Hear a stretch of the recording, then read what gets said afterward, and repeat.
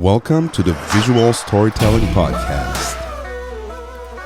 My name is Fred Ranger, and I'm so happy today because I have a very, very special guest on the show. His name is Bob Patterson, and he's the founder of Street Photography Magazine and the Street Photography Podcast, an all-around great photographer. So first of all, Bob, thank you so much for being on the show with us today. Hey, well, thank you for having me. Thank you very much. Should I say bonsoir? Did I say that right? Oh, very nice French. Thank you for Look at that. Very nice touch. Look at very that. nice touch. Bob, I have a hard time with French. well, it's a nice language, but it's a bit harder. There's all those rules and stuff. So, yeah. But, Sorry, we won't go into that. But yeah. Bob, So howdy, how y'all doing up there? pretty good, pretty good. We can feel the spring coming, daylight saving, like all the good stuff. Despite what's happening in the world, but today we agreed, Bob and I, to focus on positive photography related creativity, visual storytelling stuff, because there's too many bad news in the world. So let's talk about positive stuff. You got it. So Bob, Bob, I like that. Bob, I'm so happy because big fan of your podcast, of your magazine, and everything you're doing. But for the people who don't know you, can you walk us through a bit about how you discovered photography and who you are as a person today? Okay, sure. Let's see, where should I start? Well, I published Street Photography Magazine. We're doing that with our next issue in April. Will be 9 years. Wow. It was a short-term experiment with some new technology I was going to use for a completely different reason. And we actually started publishing only on the iPad back when Apple had a newsstand. And I thought, well, I got a license for an app. And I said, well, I've got to try this out. I have to publish a magazine about something. And I didn't want to do it on business or something boring. I thought I'd do it on something I like and that I really enjoy. And that was street photography. So I thought I'll do it for 6 months to see how this stuff works.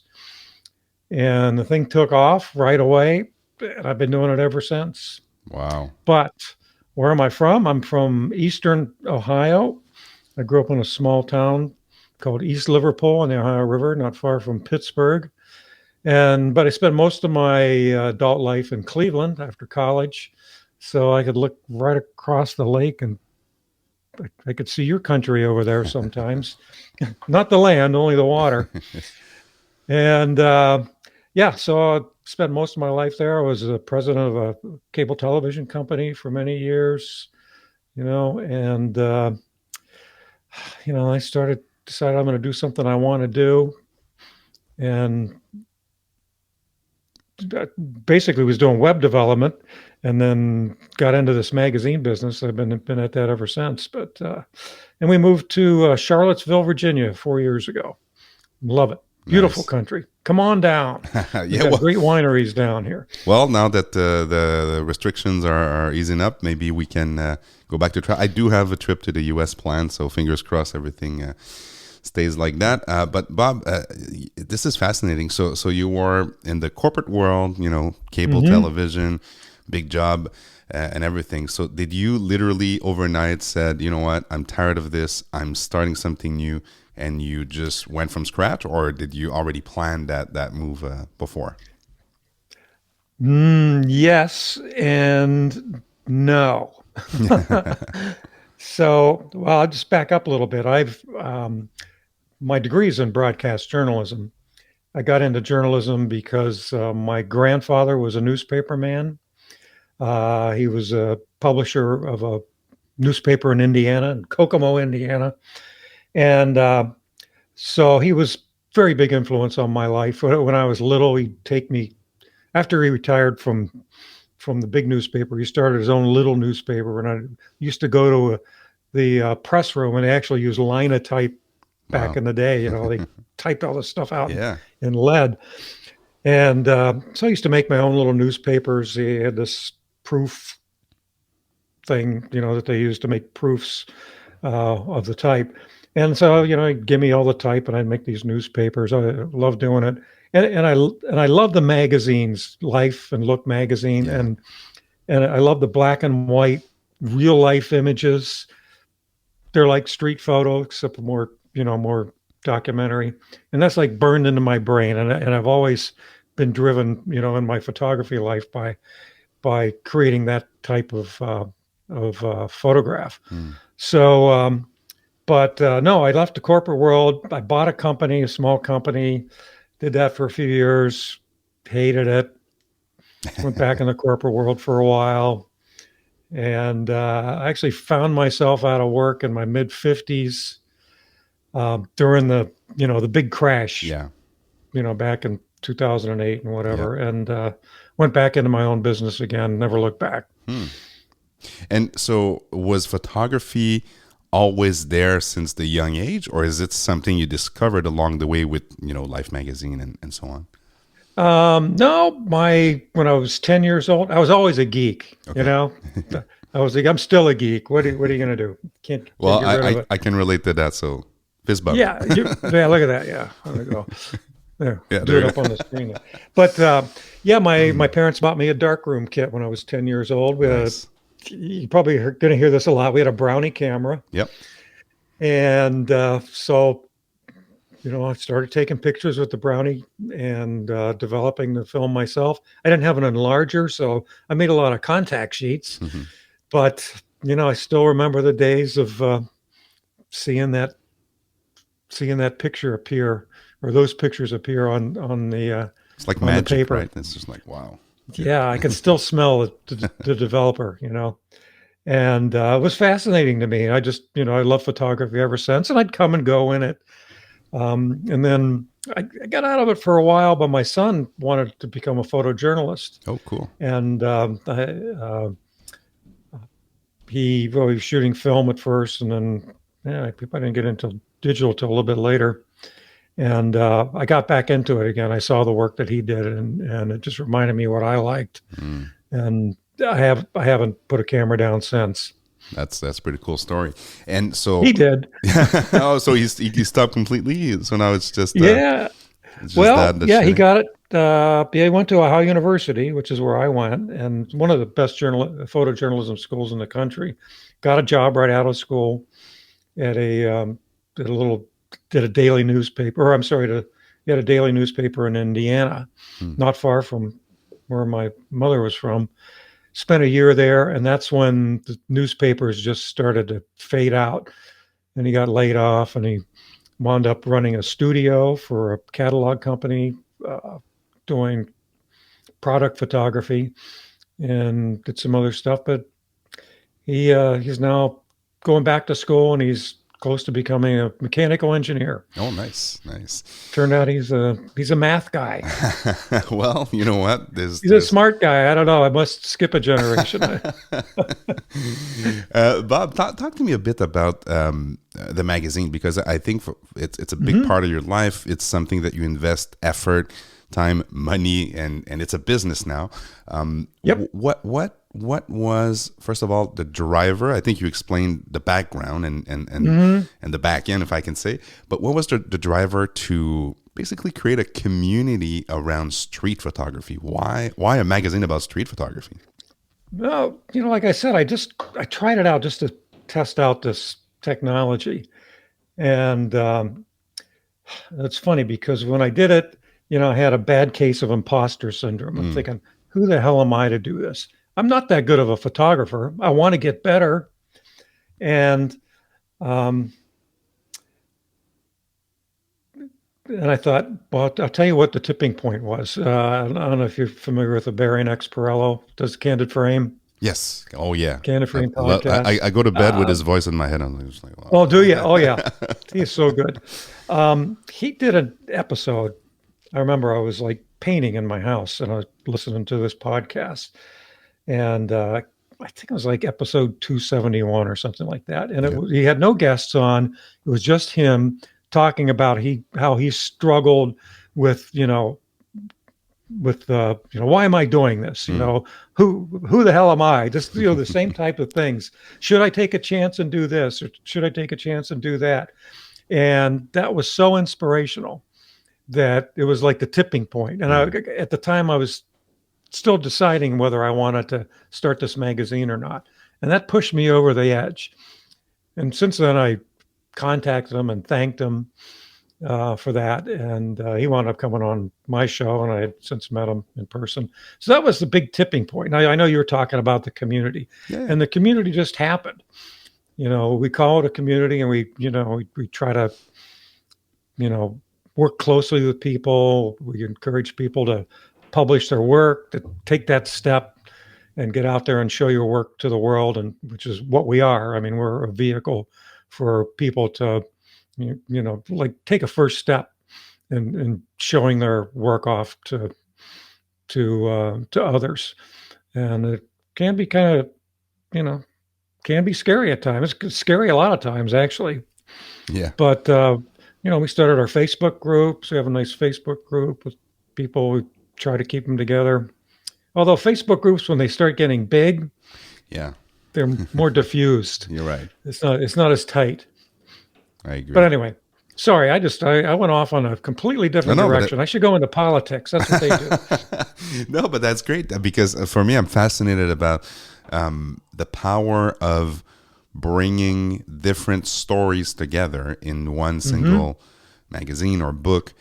Because in a world where in a world of Instagram and single images scrolling, fast, and I call it the now is gone generation, right? So now gone, or the Kleenex generation, like but that's more of a disposable type of thing. Yeah. But at the end of the day, something that makes you stop, take a step back, watch, listen, or be immersed in a visual story, which is the whole point of this podcast.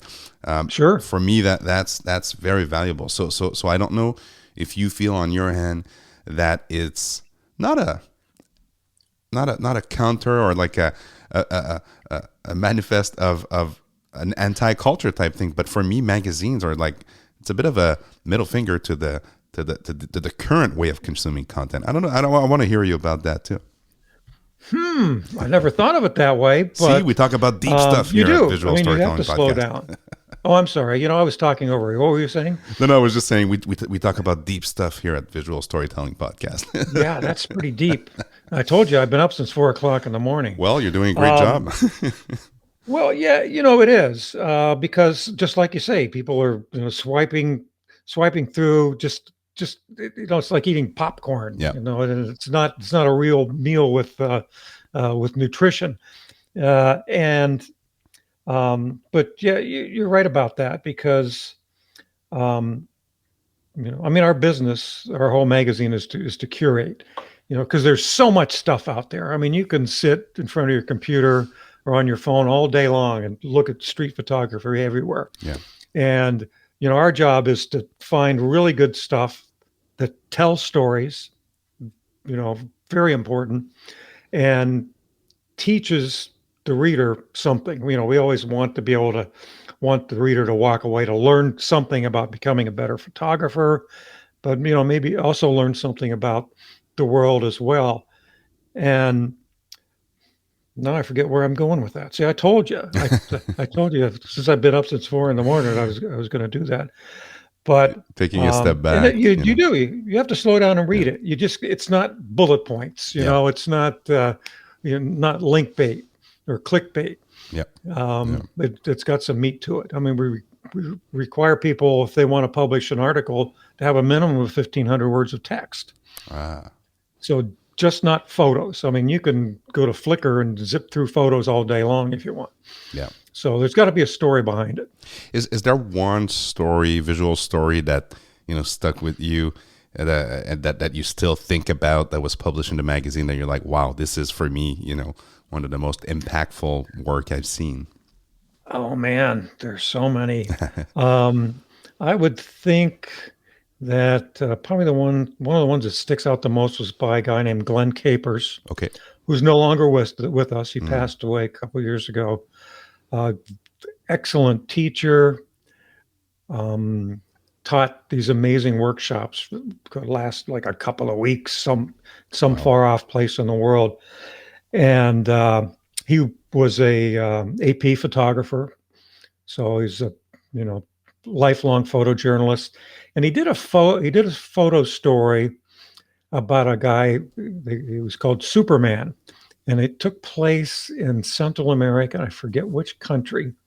And this guy he was a janitor at a school, and I think the school teachers went on strike or they weren't being paid enough. So he wanted to, I guess, show the plight of the teachers to the world. And he dressed like Superman. Mm. And he'd walk around this town with a Superman suit on. And Glenn found him somehow and spent a few days with him. And he had these amazing photographs of this guy walking around in a Superman suit. Nice. And it was just I think one of the most beautiful pieces of visual storytelling I've ever seen. And so now I've got to give you a link to that. Yes, I'll put it in the show notes, and people can. Is it in the 2017 one that you're giving as a trial, or no? I know that you have a free trial. Oh yeah, May. It's the May issue. I forget which. It's either 2017 or 2016. Oh, so maybe it is part of that. Is that art? I don't think that article's in there. Oh, okay. But it's a gem, and I mean, you can see it. By the way, at our magazine, we use a paywall, but it allows people to view one article per month for no charge. Okay. So, yeah. So is it completely online article? Because you did say that you were using an iPad app. I think it's not available. Oh, anymore. Yeah. So is it online only, or how does it work? Yes. Yeah. We're not doing a print edition now. We're looking at maybe doing some special issues in print. I mean, it costs so much to, even print a 50-page magazine. Yeah. That it's really tough. I mean, it's really tough to do in print, but I want to. I talked to my friend Tomasz. I don't know if you're familiar with Frames magazine. Sure, I know Tomasz. Yeah. So it's he started doing a print. Yeah, he started doing a print. He wanted to do it for Fuji Love. The math didn't add up to your point. So, now with Frames, he has a different approach. He found a niche, and he's got some great contributors out there. So it is possible, but it's not something that is as easy as it used to be in the past. Although, I mean, there are some companies like Blurb. I mean, I just published a zine, my first one, and I must admit, I am surprised by the quality. I'm surprised by the fact that it was super easy to set up my store on the Blur site and so on. So far so good. The people that are ordering the book or the zine are pretty satisfied with it. So depending on, I'm not a fine art photographer. I'm a documentary street travel photographer. So I'm okay with, a good quality, but not the best quality. So depends on what you're looking for. Sure. Yeah, Blurb magazine can be as high quality or low quality as you want. We ran a couple test issues using it, and I think it looks really nice. You have to be really careful to get the I can't talk, to get the color right. Yes. And the exposure right. Yeah. Matter of fact, 2 podcasts ago, I interviewed Gunter Dykman, who just published like a 200-page book through Blurb. And, he used to worked in the newspaper and magazine business for years. And he knows all about how to process the photos so they look good in print. Was he satisfied? And I learned a lot from him. And it's on that podcast, by the way. Okay. Nice. His explanation. I figured, hey, I've got this guy here. I'm going to ask him how he does it, and he can share it with all of us. That's pretty cool. We'll link that up too. We have so many links to share. But Bob, we have to talk about also the gear we use to tell our stories in this day and age. That's also something that geeks like us, we get excited by stuff. We get deceived by some other stuff and specs and so on. Not that I want to talk about specs, but I do want to talk about a process that I guess you and I went through kind of similarly because I have probably tested all the Fujifilm cameras. I was a big Fujifilm shooter. I started with the X100 in 2011 with the original one. Me too. Before a trip to Italy, I had my Nikon D700. I had all the lenses 14 to 24, 24-70. It was heavy bag. And I brought this tiny thing that people were raving about. I'm like, let me throw it in the bag. Ended up shooting 85% of my photos with that camera, and the rest is history. I was just very involved. I'm actually involved with the Fuji Love community. I'm the host of the Fuji Love Conversation show. So, the rest is history. But I want to hear about your recent transition to Leica, because that's something that, is interesting. Those are the most expensive cameras. They're not the most featured camera, but what was your thought process with your evolution to Leica recently? So what are you waving around? That's the Q2? That's the Q2. I have the M6 and the M10, so I'm good for life. I don't want to upgrade anymore. I actually have a video that says that I don't want to upgrade anymore, which I'm pretty sure I'm going to regret it, because at some point I will upgrade. Oh yeah. So this going to be confessions of a gas addict? Exactly. We all share the same disease. Man. That's it. Yeah, like you, I've been using Fuji ever since 2011, and the X100 series was always my camera of choice when I traveled. Yeah. Every time I get ready to take a trip, I stress over, well, okay, should I take the X Pro? And what lenses do I want to take? I don't want to take too many lenses. I don't want to be like what happened to you, carrying the backpack or the bag around with multiple lenses. And I said, oh, screw it. I'm taking the X100. And I was always happy with it. And then I got the 28 millimeter conversion. That conversion lens. Yeah. And as a matter of fact, I just did a test the other day. I realized I actually see my peripheral vision is basically 28 millimeters. It's probably a little wider depending on the distance. And anyway, but I've always been happy with Fuji. I still have all my Fuji stuff. Then Craig Litton happened. Craig Litton is a photojournalist, commercial photographer, and he's like one of the most enthusiastic guys I ever met. And he was a Fuji guy as well. And then he, so we were chatting or exchanging emails. And he said, "Wow, I just got the Q2. It's amazing." And then and I think professionally he was shooting with Sony. Yep. And then he says, "You know what? I'm gonna switch." And then he buys the SL2S and bunch of lenses. He sells everything.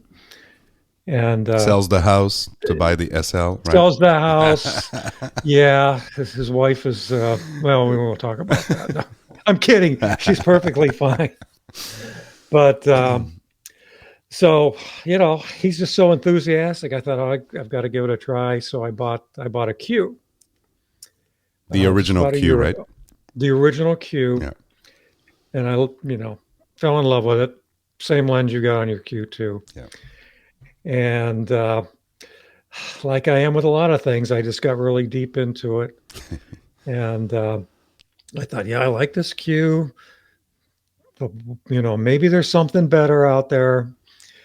And then I started reading about all the monochromes. And I thought, gee, and most everything I do is black and white. That's sensor. So I bought the Q2 monochrome. And then I met a guy named Paul Reed. And Paul Reed is a wedding photographer in the UK. He shoots with the Q2 monochrome, and he does beautiful work. I mean, he's really, really good. And then when he shoots color, he uses his Fuji. He has an X Pro too, and doing high-end wedding work. And I saw him on one of the forums. I've since had him on the podcast. You got to have him on. He's good guy. Anyway, we'll do. So I bought the monochrome, and I'm shooting with that. It's amazing. You really have to get one. Yeah. That's next for you. Well, I'm debating M10 mono or Q2 mono, but that's well, that's I don't know. I mean, it depends on what lenses you have. Well, Craig, my friend Craig, now has the M246. Uh-huh. It's Does it go high ISO also because of the black and Not like no? the M10 or Okay. not like the Q2.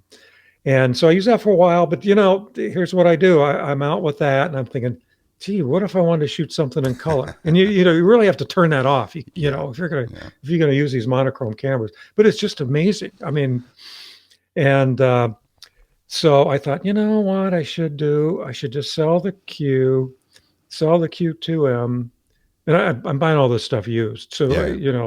and they hold their value so much. It's like You're really a renting it. cheap Yeah. rental. Yeah. Exactly. Yeah, yeah. So I did that, and I got a Q2, and because I'm real happy with my black and white conversions, except if you're shooting in low light, Yeah.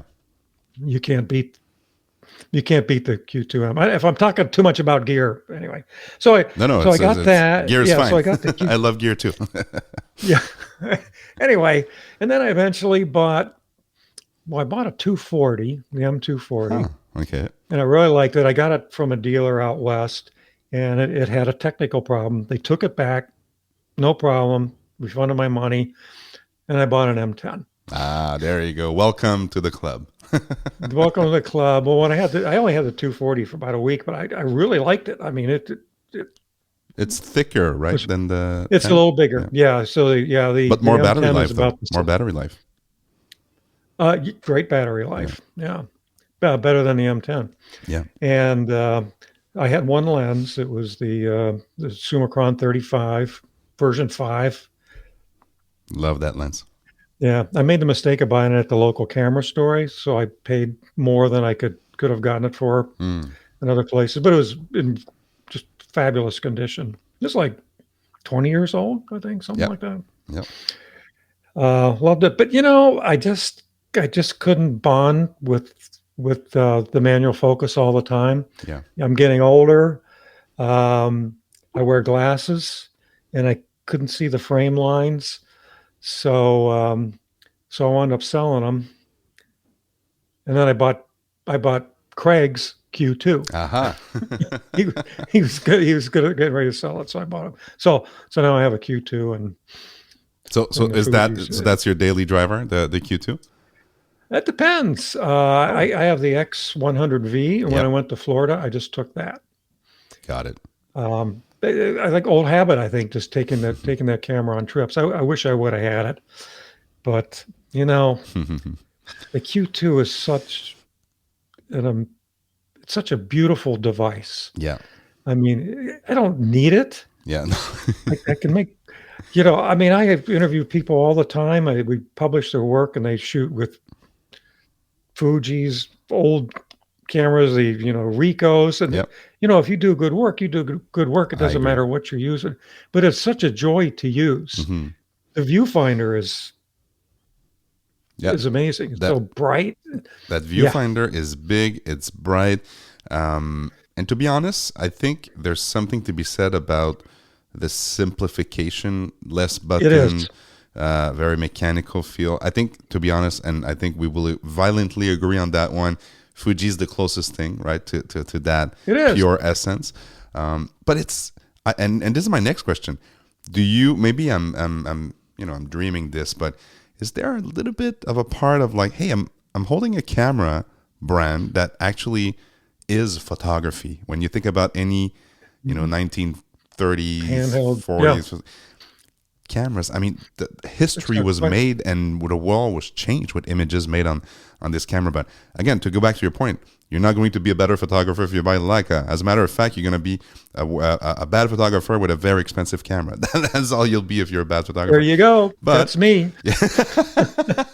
but at least you're having fun with your time. No, but I have. do you think about that sometimes? Oh yeah. And do you feel like this is something that the snub, because there's such a like, oh, he shoots like he's a snub, but guys, this is a camera brand that actually cares about photography, invest in the artists, and are also just some of the most iconic images you can think about, probably shot on a Leica. So that it means something. Most likely. It does. It's got so much history, and we wouldn't be using this form factor today if it wasn't for them. Yeah, Oscar, the good old Oscar and Barnack, who Yeah, decided to create a form factor that was portable. That's a yeah, pretty great yeah. invention. They used using old movie film, or using movie film. There we go. There we go. But for what's full frame? It's that movie film they used back in 1920, whatever. Exactly. Exactly. Same size. Studios 35 mil. Same Yeah. size. Yeah. Yeah. Pretty So impressive history. Pretty impressive history. I tell you, I question myself constantly. Do I really need this? Well, no, The I answer is no. don't. Yeah. But it sure is nice. It's nice. And again, It feels good. at some point, I feel that if a camera brand or a specific camera entice you to go out and shoot more, Hmm. it's maybe it's not worth $5,000, but it's worth something. And Hmm. at the end of the day, it's your own money. So who cares what you do with it? If you're don't go broke to buy a Leica. That's No, the advice. don't borrow money for it. That's for Exactly. But if sure. you can't afford it and Yeah. you want it and you can have it, YOLO. You only have one life to live. And again, with everything that's happening right now in the world, it's a good reminder of let's have fun while we can. And for me, this is both fun, inspiring, and again, a bit of like if I have a bit of history in my head. So, Yeah, that too. Although I'm still tempted, maybe to get another monochrome. aha. Would it go back to the Q2 or to the M10 or No, it'd be the Q2. the Q2? Yeah, yeah. So Yeah, you like that viewfinder, that I like it. autofocus? Yeah, I do. I mean, that's the one for me. yeah, yeah. Maybe that's sacrilege. If I go into a forum, I'll probably get beat up over it. But Well, you go to any forums you these know, days and you get oh God, don't the get me started on that. Yeah. the advice is don't go on forums. But Well, you're right. yeah, Absolutely. it used to Fred be healthy Miranda. debates, and Ooh. oh yeah, Fred Miranda. Yeah, that's a classic. I bought a Canon lens years ago from a guy who was local. So I met him at a coffee shop, gave him the money, got the lens. I saw, this is probably 15 years ago, on Fred Miranda. And that's another link you got to put up there. Yeah. Okay. And he goes, get off the forums. You'll just have to stay away from the forums because you wind up buying too much No, stuff. exactly. You're just like, oh, but Yeah. I need this, and this is better, and this has a. But it's a great segue to my next question, which is, Okay. for you, Bob, what makes a good image?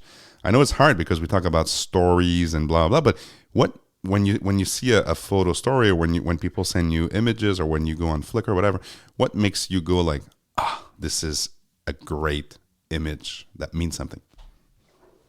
Wow. I'm glad you asked me that. Matter of fact, Oh, I'm nice. judging a street photo contest for a camera club, which is a whole another animal and how you shoot. And anyway, and I had to write something up for him on what's a great image, and got I do so much by intuition and feel that it's hard to put into words. Of course, it's got to be basically technically good. I mean, not that it has to be perfect exposure, perfectly focused, because a great you could have a great street photo that's a little blurry. I mean, look at Cartier-Bresson's guy jumping over the puddle. It's not sharp. It's not sharp, not at all. And I think he said That's sharpness is for bourgeoisie or something like that. Like the guy was oh, like, that what? a good image is a good image, but sharpness is for bourgeois or whatever. Yeah. But anyway, I mean, I've had people send in photos that like were so dark you couldn't see them, Yeah, and I go, well, it's dark. I mean, you can't even see. Well, it's moody. Well, yeah, I guess so. it's a But very you need to specific see mood. what's there, It's But a blind mood. Yeah, yeah, so good composition, yeah. but not always. Hmm. So that's very important. Just need to be able to see it. Um, trying to think of the three categories. Oh man, see, you should have told me you were going to ask this. I told you I got up at 4 o'clock in the morning. I'm testing Um, your memory right but now. yeah, I mean, obviously, I mean, my last criteria is, it's got to have, it's got to tell a story. Yeah, there we go. It's got to have some type of a story to it. Yeah. So to ask a question, and then also, does it make me feel something? Mm. And these are all very subjective. Yeah. You can have a great photograph, technically of something going on in the street. Looks good, it's sharp, colors are great, or great monochrome tones, but it's boring. Yeah. It doesn't make me feel anything. 5 minutes from now, I'm not going to remember it. So it's got to be memorable too. Yeah, that's a you great, know great point. And I think, again, especially more important in this day and age with all those social platforms that are enticing you to just scroll and forget and go to the next yeah ad. And you don't even know now if it's an ad or if it's if it's Peter McKinnon. And I love Peter McKinnon. Don't get me wrong. But you don't know if it's Peter McKinnon pushing you the latest bag, or if it's actually a photo of his trip, or if it's actually a true story about something he just went through. So, and again, I'm not picking on Peter McKinnon. He's built a great business, and he's actually a pretty decent photographer. So everybody's got to make a living, and photography, that's right. as its pure form, hard to make a living, like photographers it's very used to. hard. Yeah. We think about I don't know, your favorite photographer, whoever that is. Who's yours? Well, for me, it You was probably have 20 of them. Yeah. Saul Leiter, but he was never rich and Okay. never made it. he made it after his death. Yeah. So Yeah. can you recall as many as 5 of his photos? Yes. Can you? Good. Maybe. Yes. 5. Yes. Yes. More than that, it's starting to be hard. 7. Yeah. So It's hard. yes. It's Yes. hard. You're right. You're right. But a great photo makes me go, Yeah. just like that. And I've got one on my wall. I don't know if you can Oh. see it. From It's who? too From small. who? You can't see it. Huh? From who? From you or from another No, photographer? not mine. No, it's Margarita Okay. Mavromichalis, Okay. uh, from Greece. Nice. Lived here in the U.S. for many years. Photo she took in New York, Hmm. and I'm looking through her photos, and it just stopped me in my tracks, and I'll never forget it. And then she was nice enough to send me a copy. Wow. I can go get it off my wall and show it to you. I'll give you a link to it. Another link. There you go. We just keep Yeah. on building that link, that recommendation. So, Yeah, so yeah. Okay. I'm sorry. Keep going. no. But Bob, talk to me a bit more. And we're nearing the end of the show. But talk to me a little bit more about the podcast, because that's another aspect where you decided to invest time. You've got a very good show. I'm a big fan. Like I told you, very Cool. great guest and nice interaction. And what I like about the show, Bob, is that it never feels scripted, and this is something I'm trying to do here. Never feels scripted. It's a nice conversation. It's two passionate people, or three. There's sometimes about a form of art, and so on and so forth. So for me, that's great. What did the podcast bring you over the past years? How many years first have you been doing this, and what did it bring you doing it consistently every month? I've been doing it off and on for 5 years. We're only up to episode 118 or something. That's 100 So more than it me. was very. Pardon? I said that's 100 more than me. No, I'm just kidding. Well, the way you're going, you'll catch up fast. Okay. We right now. I mean, we're on a regular schedule. We publish every other week, which is a lot for me. It's a lot of work, as you know. So what does it bring me? You know what? That's really the podcast is what I got into the whole magazine for in the first place. Is I want to be better.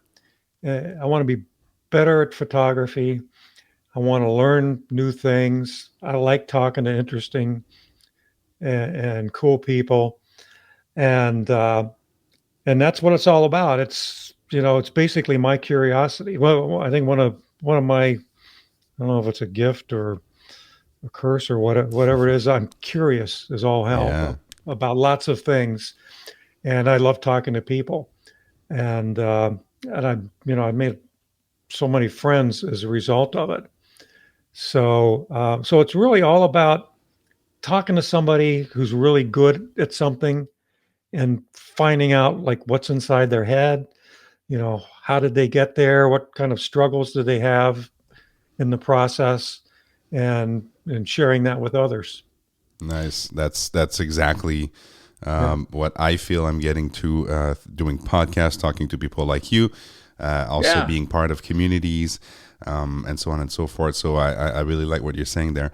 I think more people should do it. Every time somebody tells me, "Oh, I'm so passionate about this," I'm like, "You should talk about it. You should start a YouTube channel or Absolutely. a magazine or a podcast because you would be surprised how many people will say yes, I will collaborate." Yes, I will send photos to your magazine. Yes, I will do an interview in your podcast, and you'll build a Hmm. very, very interesting network of people that are like-minded. Which is, hey, we've been put on this planet Earth to connect with people, and that's one very efficient way to do it. So I like what you're saying there. Definitely is. And, I'm glad to see what you're doing. Well, thank you, Talk and about storytelling. it's something that's dear to my heart, and I've been doing it Yeah, in all spheres of my life, whether personal life, work life, art life. For me, storytelling is everything. I Human beings are driven by stories. You that's right. laugh, you cry, you scream, you hug because of a story. So for me, that tells me that, hey, this is the most human thing you can do, is tell a story. That's what differentiates us from animals at the end of the day. That's right. I mean, that's how people communicated before there was writing. They told Exactly, stories. exactly. Yeah. I forget who said it. People won't remember what you said, but they'll always remember how you made them feel. Exactly. Yeah. We Yeah. should look that up. That's probably one of my favorite quotes from now on, and I will start using it in every podcast. Maybe I should open the show Well, with it's that. it's not mine. I didn't come up with that. Okay. Well, we'll say a credit attributed and popularized by Bob Peterson. But Bob, what's next for you? So, do you have any new projects? You did mention you're participating on some shows, not shows, sorry, but yes, you are doing some shows. You did the Ricky's one podcast. Yeah. I'll put the link to that too. But you're judging a contest. So, what 2022 and beyond look like for you? Lots of traveling, also, I guess. I need to do more traveling. Obviously, we haven't done much. I mean, I went to Florida, which was nice because it was nice to get to some nice warm weather. Um, yeah, hope to be going to Greece Nice. in the fall. We'll see. You know, this whole war thing is made Yeah. things pretty iffy. Yeah. Yeah. Oops, sorry, didn't mean to bring that up. No, no. Maybe it'll be over by the time you publish this. Hopefully, Um, hopefully. Fingers crossed. but yeah, so we're doing that. Um, I'm trying to do. I've got a couple personal projects in mind. I keep putting them off, but um, I'm gonna I'm going to make sure I do that this year. I'm trying to simplify, business wise, Hmm. simplify the processes we use to create the magazine is very time consuming. So trying to streamline that to free up more time. So I'm working really hard on my own photography, trying to get out more. I live in a small town now, which makes it has its own challenges. But so I got a project I want to do, photographing older people, Nice. uh, portraits. Yeah. Not portraits behind a backdrop. A lot of environmental portraits, Yeah. and so I'm going to do that, and going to make some changes to how the magazine functions. I can't really go into it here because we're still up Sure. in the air how we're going to make that work, but Well, So, well, I'm not telling you much, am I? I'm just kind of no, rambling. that's good. That's good. I mean, we can definitely follow more on Oh yeah, streetphotographymagazine.com, I think is the site, right? streetphotographymagazine.com. It's a mouthful. There you go. We'll put a link to that too. I know there's an Instagram, and also you have Yeah, your own. Do you have your own website, or is it just on Instagram for now and Flickr? I do. Okay. Yeah. The magazine's Instagram is Street Photo Mag. We came to the party late. Somebody else has Street Photography Magazine. Don't go to Uh-huh. that. That's not us. I don't know. It could be perfectly fine. I don't know. I've never been to it. Yeah, my personal website. Okay, disclaimer: everybody uses it's. It needs to be updated Work in badly. progress. I Eternal work in Yeah, I have it progress. on. Yeah, it's a work in progress. What websites are always are, but yeah, I really need to update it. It's got a lot of old stuff on there, and I like to limit the number of photos on there, and I've got a ton of new stuff. So, but work gets in the way. But Yes. that's bobpatterson.me. I have it on SmugMug. Cool. I've been with them off and on for I don't know 16 years or so. Wow. Great organization. I pay for it like everybody else, by the way, so I'm not plugging it. But it's yeah, so it's on SmugMug. So I gotta get some of my new stuff up there. Yeah, you should. Well, we're about to send a lot of traffic to it, so you should. Oh yeah, that's great. That's great. But I've got, I had some hollies die in the front yard. I've got to replace those. You don't want to hear that crap. Well, if you Hopefully my own document it and if you post it somewhere, yes, we want. And if you tell us, was it with the X100V or the Q2, the new Q2 or the old new Q2 you're rebuying? We want to know all about it. It's a sickness. It's a sickness. Bob, it's been a real pleasure to be talking with you today. Same here. I learned a lot. I was looking forward to having this conversation with you because those interactions with like-minded people. Now I know you're a geek. You shoot Leica, and you're passionate about storytelling. So I think we're new friends for life. And when you come to Canada, make sure to go to Montreal, and we'll go out for a little street session. And I'll do I'd the love to same. get back up there. Yeah, please do. Please Spend do. my hunt. Yeah. Yeah. Spend my honeymoon in Montreal. Oh, this is where you learn le français. Voilà, bonjour. That's right. That's right. No, I learned that from TV. Oh, okay. Learned it from Valerie Jardin. Ah, ben oui, bien sûr, Valérie. I had her on the show, Yeah. and she's such a great person, Oh yeah. I like and it. such a great photographer. Black and white, Fujifilm. Yeah, she's the king. She's the queen. Queen. Yeah. There you go. So, All right. so Bob, have a good rest of your day. Go have some sleep, rest, and I'm happy that we connected. And I will Me too. put all the links down below, and hopefully we can see you around in the comment section if you want to come and say hi to the folks who are listening to this podcast or watching it on YouTube. You're more than welcome. No. So, yeah, maybe we'll see. We'll see. All right. So Bob, take care and see you soon. Good night.